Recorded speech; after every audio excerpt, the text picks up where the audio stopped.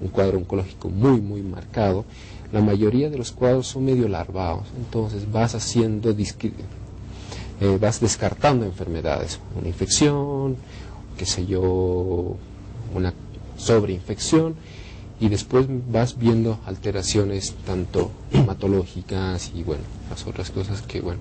¿Usted quisiera complementar algo, doctor? Sí, bueno, otro dato que es importante es la aparición temprana de ganglios que crecen o se quedan grandes después de una infección y hay que hacerle seguimiento. Muchas mamás se preocupan, ¿no? La aparición, principalmente en el cuello, que son las que más fácil detectan las mamás, el crecimiento ganglionar, la anemia, dolor abdominal, que no se le encuentra una causa definida. Entonces esos son datos que ya tienen de a poco, como dice Manuel, hay que ir haciendo un descarte y evaluando, y otros factores de riesgo que tengan, ¿no? Relacionados con la familia, con los hábitos, el lugar donde vive, niños que, qué sé yo, que tienen relación, por ejemplo, cercana con fábricas, que puede estar contaminada el agua, el ambiente. Bueno, son datos muy importantes a tomar en cuenta. Oscar, por favor, ¿cuál es el menú que tenemos en esta jornada? Bueno, para hoy el menú lo trae Tierra Sana, que es otro de los restaurantes de la cadena Dubliner. Para hoy tenemos risotto de arroz, que consiste en una mezcla exquisita de champiñones, espinaca, queso roquefort, brócoli y una crema deliciosa de leche. No se olviden que Tierra Sana está en la calle Tarija, esquina Murillo, número 213. Y el acompañamiento, obviamente, es de un vino Aranjuez, un vino bivarietal Aranjuez, con una mezcla exquisita de Tanat y Merlot. Vinos Aranjuez, lo mejor del sur del país. Muy bien, ahí está, vamos a acompañar el almuerzo con este vino. Sírvanse, por favor, doctores. Vamos a seguir entonces conversando con ustedes. ¿Cuál será el tipo de alimentación ideal que debe suministrarse a un niño menor de 10 años? Por Chávez. Una recomendación que siempre les hago a las mamás y les hago notar de que en La Paz comemos mal, ¿no? Un plato de comida generalmente en La Paz está acompañado de 2 carbohidratos, ¿no? Arroz y papa, qué sé yo, fideo y chuño, ¿no? Y un poco de proteínas y muy poca verdura. Es así como se come generalmente en La Paz. Ese es un hábito que tenemos que cambiarlo, porque la mitad del plato debería ser proteínas, ¿no? Una cuarta parte de un solo carbohidrato y la otra parte debería ser proteínas, ¿no? O sea, carne o cualquier otra proteína vegetal que también es buena. Es decir, reducir los carbohidratos, aumentar la proteína y aumentar las verduras. Todo lo contrario. Hay un detalle del que yo estaba recordando. Cuando hacía la especialidad, leí un artículo que decía que en los Estados Unidos 1 de cada 10 niños era obeso, ¿no? Actualmente, entre 6 y 7 de cada 10 niños son obesos en los Estados Unidos. Y vamos por el mismo camino acá. Perfecto. Doctor. Sí, la alimentación realmente, como Edgar lo menciona, es muy, muy informal en nuestros pacientes en la consulta, porque es uno de los problemas que generalmente por los cuales acude la mamá y dice, no, doctor, mire, mi hijo come así, así, así. Y uno de los problemas, obviamente, por el hecho que decía querido Edgar, ¿no? Es la constipación, que es un problema muy frecuente y secundario a la ingesta de mucho carbohidrato, ¿no? Entonces, pero señora, tiene que introducir este tipo de alimentos, como decía Edgar, verduras, frutas y todo eso que no lo tenemos bien metido dentro de nuestra alimentación diaria, ¿no? Entonces, lo que sí se recomienda es tratar, como Edgar mencionaba, dar proteínas, dar vegetales y bueno, asociar frutas, consumir lácteos, obviamente por lo menos 2 veces al día. Un niño que está en crecimiento lo necesita, un niño menor de 1 año hasta 3 o 4 veces al día y complementado con 2 comidas al día, ¿no? Tanto en el almuerzo como en la cena, ¿no? Bueno, estamos recibiendo ya varias consultas de parte de nuestros televidentes. Gabriela Balanza nos llama y dice, ¿su tipo de sangre RH negativo afectaría a su tercer bebé, ya que su esposo es RH positivo? De repente usted, doctor, que tiene la especialidad de neonatología. Sí, sí ha habido el antecedente de que ya su tercer bebé, seguramente esta madre debe estar inmunizada. Entonces, la inmunización se da cuando ya se produce el primer bebé. Ya el obstetra, juntamente con el neonatólogo, toman estos datos durante el periodo prenatal, que eso es importante. El seguimiento prenatal con un buen obstetra que te pueda orientar y te pueda dar datos antes del nacimiento, hace que esta conducta sea inmediata. En las primeras 24-48 horas de vida se realiza la inmunización en la madre, de tal manera que se pueda evitar problemas en el siguiente bebé, que podría ser la muerte, ¿no?, del bebé si la madre no se inmuniza, ¿no? Un poco para tener el antecedente, lo que pasa en este caso es que ambos padres tienen el mismo factor de sangre, y ese es el riesgo. Además que ese RH La mamá negativa, es negativa, ¿no? La mamá es negativa, entonces sí tiene Y el que padre haber- RH positivo, perdón. tienen que inmunizarla. A la mamá tiene que colocar la vacuna para que el bebé no sufra. Ya no independiente, pueden ser RH los dos, pero la madre es negativa y eso es un factor importante. Ah, muy bien. Bueno, ¿cuán cierto es que mantenerlos demasiado limpios no es tan saludable para los niños? ¿A qué nos referimos con mantenerlos no tan limpios o qué tan limpios? O sea, eso también mucho Porque hay depende. obsesión de padres de tenerlos constantemente bañados a los niños, ¿no? Es que dentro del hábito familiar hay que definir realmente cuál es tenerlo muy limpio, ¿me entiende? Y hay otras que no. Por ejemplo, tengo mamás que en época de invierno dicen, esto yo lo baño una vez a la semana. ¿Pero por qué? Porque se va a resfriar. O sea, el bañarlo o no bañarlo no va a hacer que se resfríe el bebé. Lo que hablaba el doctor Chávez. O sea, si hay un factor que pueda condicionar a que ese niño se infecte, puede ser la guardería, hermanos mayores, los papás enfermos, lo baña o no lo baña, ese niño se va a enfermar. Ahora, de repente, claro, para hacerlo más concreto, ¿no? Porque hay mamás que son obsesionadas y dicen, no, tú no salgas a la calle, tú no toques esta basura, tú no te acerques a la cocina, no estés cerca del piso. ¿Qué es lo óptimo? Bueno, yo creo que a los chicos hay que enseñarles las medidas básicas de higiene, ¿no? Lo que decía, el lavado de manos, etcétera. Pero un concepto que hay que cambiar es que el resfrío no es producido por frío.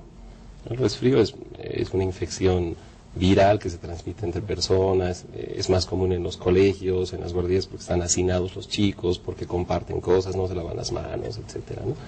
Pero el frío en sí no es causante del resfrío. Lo que tampoco implica de que lo tengan bañado, qué sé yo, 2 veces al día, o haya un aseo excesivo. Toda exageración yo creo que no es buena, ¿no? Es frecuente escuchar por ahí, el cambio de temperatura lo enfermó, Claro. ¿no? Pero no necesariamente está asociado a frío. Los cambios bruscos de temperatura pueden predisponer a un niño, ¿no?, a ciertos problemas, pero de hecho no lo enferman. Claro, y eso, lo que decía Edgar, acotando a la parte de los cuidados, sí, obviamente si una mamá es cuidadosa, tiene 3 o 4 hermanitos y tiene 2 niños pequeños o un niño pequeño recién nacido en una etapa menor a 1 año, entonces obviamente si el hermanito no se lava bien las manos para tomarlo en brazos, si se le acerca constantemente para darle besos, entonces, o llega del colegio, por ejemplo, ¿dónde está el hermanito? Que es lo que normalmente pasa, ¿no? Cuando llega el niño pequeño es la novedad en la casa. Entonces lo toman en brazos o a veces llegan con esa misma ropa sucia del colegio. Perdón. Y lo mismo pasa con los papás, cuando llegan del trabajo, ¿qué hacen? Lo toman en brazos al niño.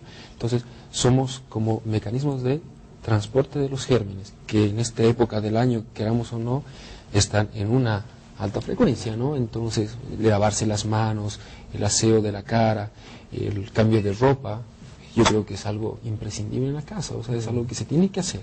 Y ya. Hay una práctica que se ha vuelto un poco habitual y es una demostración de cariño cada vez más fuerte, ¿no? Entre padres a hijos, que es el de besarlos en la boca. ¿Qué tan recomendable es esto? Justamente tocando ese punto, tengo un caso muy interesante de una familia que tiene 2 bebitos pequeños y obviamente ha habido un cuadro epidemiológico en la casa.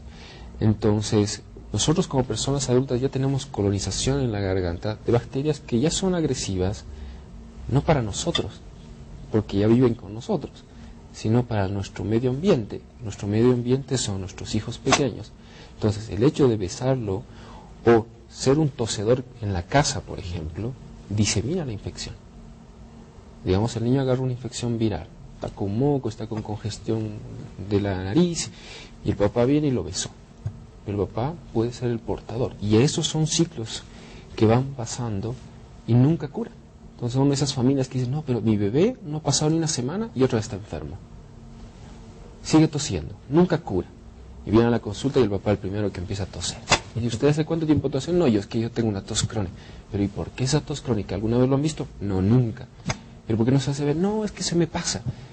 Entonces ahí cometemos los errores, ¿no? Entonces nosotros como pediatras, le ha de pasar a Edgar también, vamos y tratamos al niño, y cada vez le damos antibióticos, le damos medicamentos al niño, pero el causante del problema es el padre o la madre, o a veces las niñeras, ¿no? Que lamentablemente por el trabajo que tienen ahora los papás, tanto el papá y la mamá, se quedan en cuidado de las niñeras, ¿no? Durante el primer año de vida, ¿no?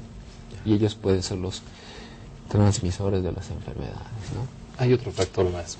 Además de que somos portadores los adultos, hay otras prácticas que son comunes en la casa. Los padres fumadores, los niños cuyos padres son fumadores, tienen mucho más riesgo de infecciones respiratorias, ¿no?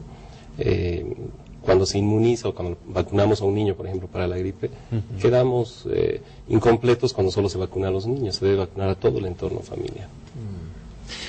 ¿Cuándo un niño termina de formar su personalidad, ¿no? Ustedes que son pediatras, ¿y hasta qué edad pueden por ahí atenderlos, ¿no? Bueno, esa es una cosa muy complicada, no tan complicada por la forma de responderla, porque mucho depende del ambiente donde vivan los niños, depende mucho de la personalidad de los papás, ¿me entiende? La típica pregunta, ¿no? Que llegan los papás, mi niño es muy llorón, ¿no? Hace pataletas,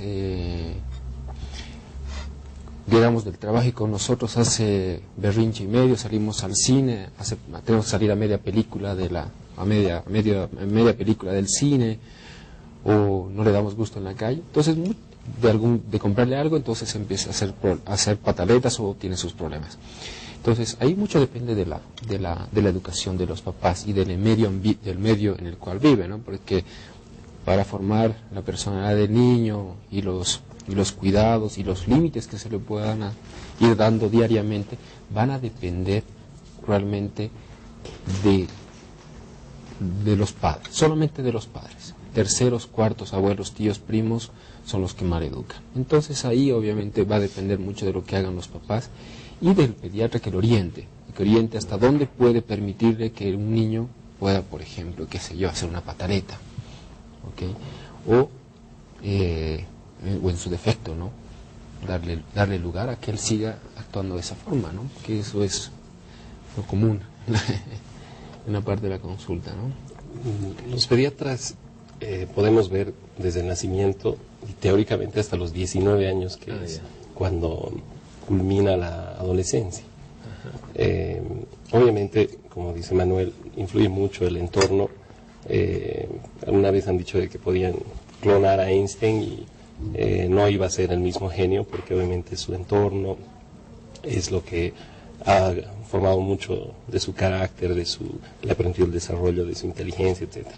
Pero hay un grupo que es el de los adolescentes que ha estado mucho tiempo flojo, ¿no? En el tema de atención médica. Ahora ya hay una especialidad que se llama pediatría, que es la que ve desde los 10 años a los 19 a los adolescentes, ¿no? Tenemos una pregunta. Lidia de La Paz dice: su bebé tiene una semana de nacido y está con la nariz congestionada. ¿Qué recomienda? Bueno, primero que nuestro medio tiene un clima muy seco, entonces lo ideal es que el ambiente tenga un ambiente húmedo. Utilizamos mucho suero fisiológico para que las fosas nasales estén siempre húmedas y permeables, ¿no? Personalmente yo no recomiendo el uso de las peras, por ejemplo, ¿no? Porque a veces crea una sensación de vacío y les inflama más la naricita.